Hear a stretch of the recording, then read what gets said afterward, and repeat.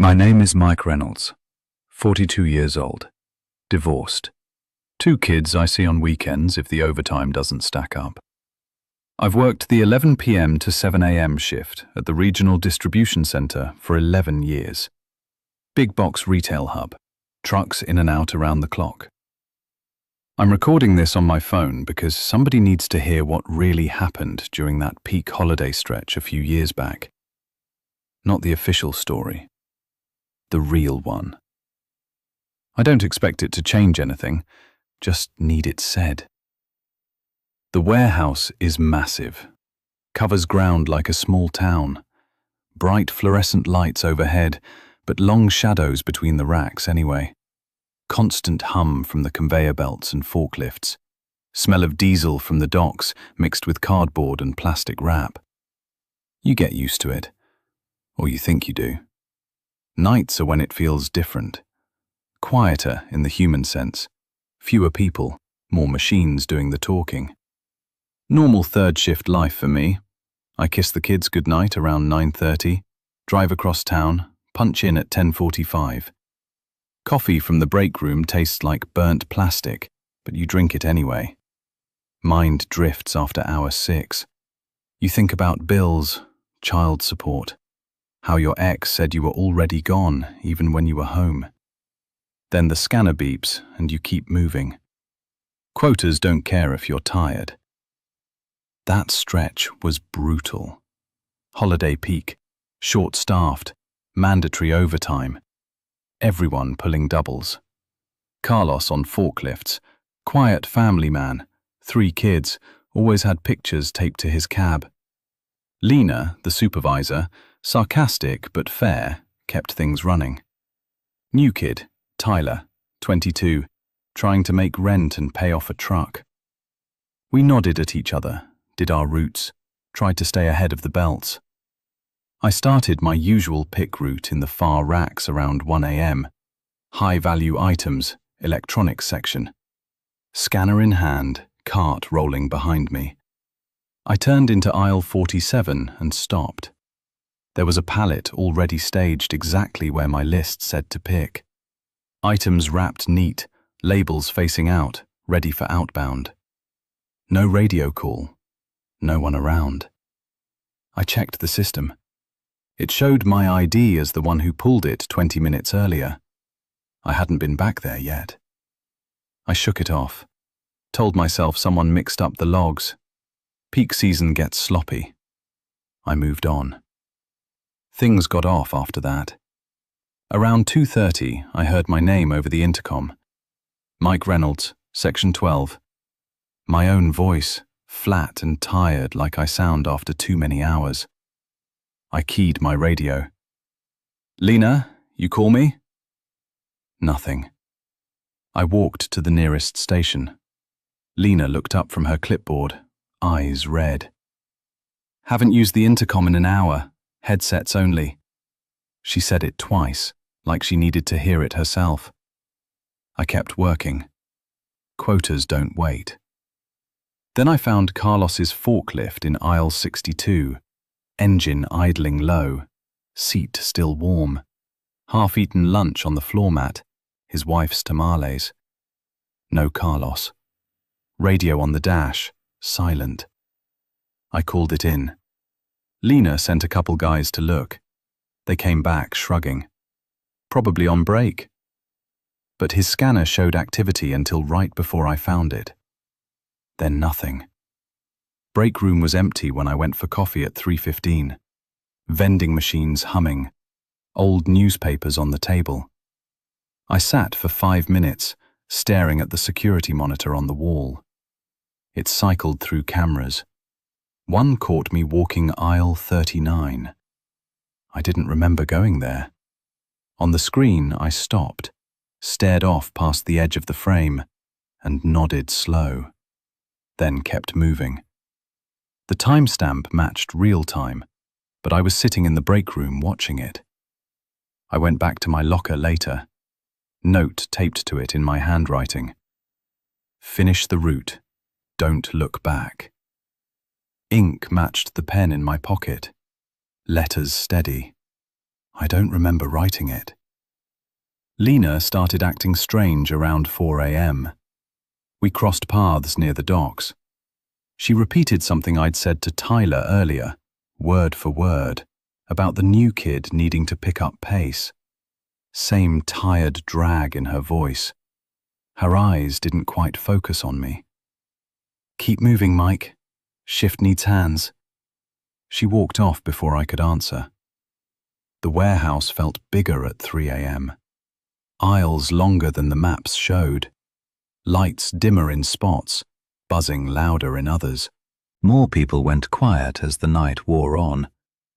Tyler didn't check in at 5. His cart sat half-loaded in Section 8. I kept my head down. Punched out at 7, drove home in the grey dawn. Apartment quiet. Kids with their mum. I kicked off my boots, clean when I left, and fell into the chair. There were muddy boot prints across the carpet. Size 11, same as mine. Leading from the door to the chair. Fresh red clay, the kind that collects near the old loading pads out back. Boots I'd cleaned before shift sat by the door, still clean. I didn't sleep much. Next nights blurred. Workers acted off or didn't show. Quit without notice, the logs said. Turnover was always high, but this felt different. I started checking old incident reports during downtime. Quiet clusters every couple years. Guys found slumped in equipment, ruled fatigue. Others just gone. Old-timers had warned me my first year, don't take the far racks alone after midnight. Then stopped talking about it, like they learned better. I found more things in the deep storage racks. Hard hats lined up neat on a pallet, family photos, phones playing looped voice memos, guys talking to themselves about bills, kids, how they couldn't leave the pay. All clean, all dry, no dust, some still warm. My body started slipping. I'd black out for short stretches, come to with the scanner showing pics I didn't remember, activity logged under my ID. Lena would nod at me like it was normal. Once I caught her in peripheral vision, standing still in an empty aisle, staring at nothing. When I turned, she was gone. Conversations got weird. Remaining guys admitted hearing their own voices on the radio, seeing doubles in the corner of their eye, same uniform, same slump, moving at their exact pace. We didn't talk long. Work doesn't stop. One dawn, I got home and found the prints again. This time they led to the kids' room, stopped at the empty beds. I sat on the couch until the sun came up, boots beside me, mud drying on the soles. It learns your patterns, why you stay on nights, the bills, the kids. No other skills after 11 years. It matches your pace, then keeps it going. The worst night came near the end of that stretch. Short-staffed, past 4 a.m., quotas behind. I went looking for the missing in the farthest, oldest section. Rarely used storage. Lights flickered in sequence as I walked. One bank after another, like someone flipping switches ahead of me. Aisles stretched. The hum deepened. I found a workstation set up perfect. My routes printed out. My spare coffee cup. Even a fake family photo. Me and the kids. But the background was wrong. Warehouse racks instead of our old apartment. Then I saw him. Me. Same tired face. Same uniform, badge number right. Same slump in the shoulders. He sat on a forklift, idling low, moving at my exact pace, picking phantom items. Scanner beeping steady. He looked up, spoke in my voice, flat, weary. Shift needs reliable hands, Mike. You know that.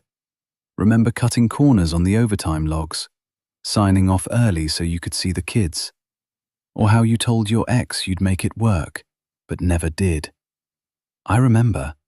I'm you, the part that stayed on the clock. He didn't come closer, just sat there, matching my breathing. You brought steady pace. Carlos, Tyler, the others. Nice flow. The shift takes what it needs, empties you slow, until you finish the route permanent.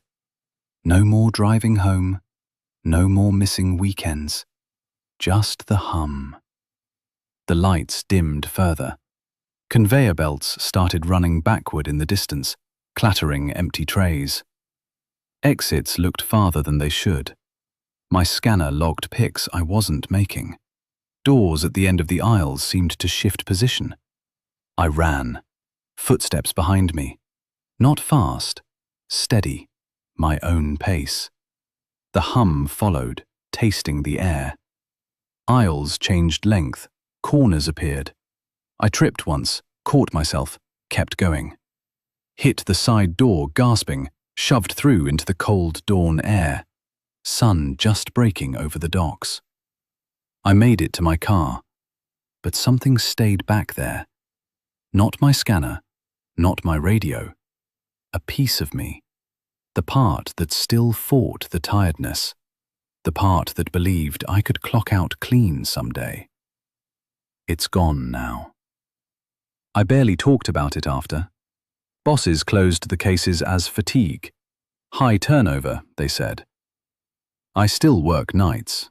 Pay is steady. Kids need it. X needs the support. No other options after all these years. Some nights I hear the intercom in my head. My name called from a distant section. Or I catch my double on the security feeds when I review logs, standing still in an empty aisle, watching. New guys come in, eager for overtime. Tyler's replacement. Others. They nod, do their routes, keep moving. The warehouse runs full speed. Belts humming, lights buzzing. Trucks loading before sunrise. It was here long before my badge. It accepts anyone who needs the extra hours. Matches your pace until you can't tell where you end and the shift begins. I clock in again tonight. Tired, silent. Punch the card, grab the scanner. The third shift never ends.